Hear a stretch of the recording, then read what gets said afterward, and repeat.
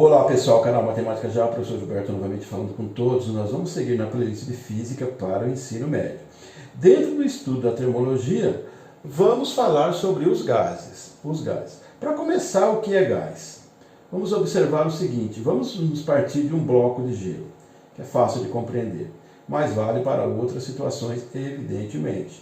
Aqui eu tenho esse bloco de gelo, ele está congelado, está na forma sólida.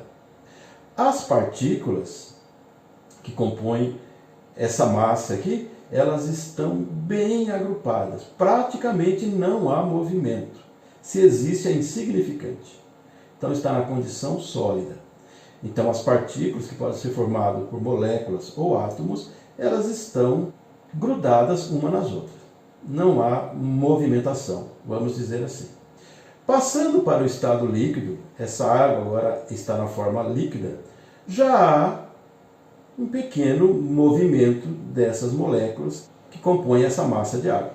Agora, se eu pegar essa água que está no estado líquido e colocar num recipiente e aquecê-la, evidentemente que ela vai se transformar em gás, vai passar para o estado gasoso e vai ocorrer, evidentemente, a chamada vaporização.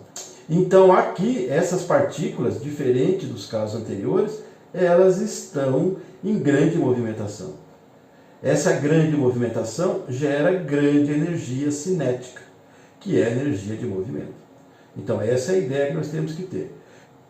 Quando nós estivermos falando de gás, nós também estamos falando, evidentemente, de energia cinética, e essa energia gera movimento. O que vem a ser o estudo dos gases? Em cada caso é conhecer o volume, a pressão e a temperatura. Isso é o resumo do estudo dos gases. Aqui nós temos essa seringa, um objeto muito conhecido de todos. Então observe o seguinte, aqui nós temos uma peça chamada êmbolo. Ela pode deslizar, ou para cima ou para baixo, a depender da pressão. Então eu tenho aqui uma quantidade de gás, evidentemente, aqui nós temos as partículas desse gás, indicando, tendo uma ideia. O que é o volume? O volume é o espaço preenchido pelo gás, que é evidentemente formado por partículas. Então aqui está o volume. Pressão. O que vem a ser pressão? Aqui nós temos a fórmula, muito conhecida no estudo da física. Pressão vem de força dividido pela área. A força aplicada sobre uma área gera uma pressão. Então observe o seguinte no nosso caso. É a força exercida pelas partículas na parede do recipiente. Então a parede vai representar a área.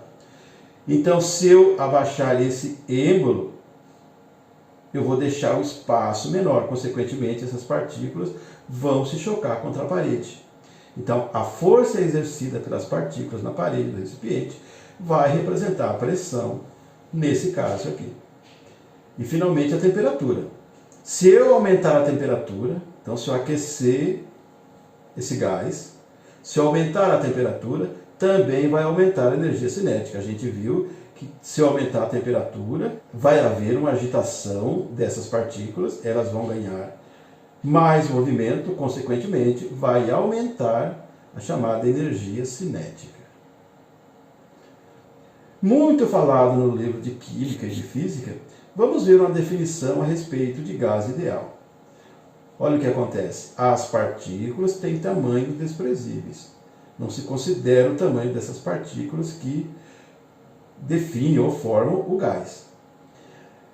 Não apresentam atração nem repulsão entre si. Estamos falando das partículas, nem atração nem repulsão entre si.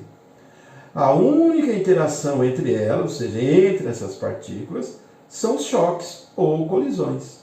Só que eles são inelásticos, ou seja, não promovem perda de energia cinética. Pessoal, o nosso estudo é em sequência. Então, no próximo vídeo, eu vou comentar e também demonstrar a fórmula sobre transformações dos gases.